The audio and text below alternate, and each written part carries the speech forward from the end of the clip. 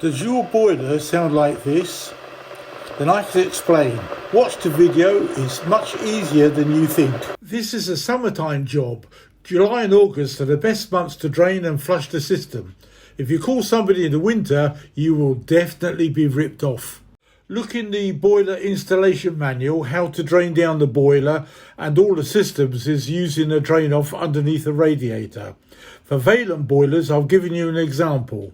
If your boiler is still under warranty, then the T's and C's will demand that you have a gas safe registered engineer do a water quality test every single year as long as the warranty keeps going. You will then receive some paperwork to prove it, just in case there's a claim. If your boiler is in an unheated area, for example in the loft, you must obtain some paperwork from a gas safe engineer to prove that you've got antifreeze being poured into the system.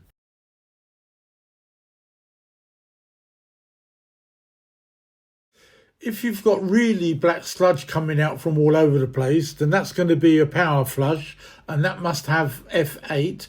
Otherwise, if it's not too bad, which it should be, then start off with cleaner F3.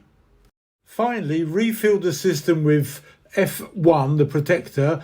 But if you feel that you might need a little bit extra help, then F2 can be easily used and leave both of them in for about 6 years. Ask your gas safe installer which one of these 4 is best for your system. If you live south of Birmingham and lower than the Wash and the Bristol Channel, hard water area, a good investment is this magnetic scale reducer.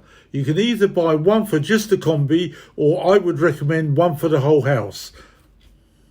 Thanks for watching the video. I hope you've enjoyed it and found it informative. Please like and subscribe and share this video to others.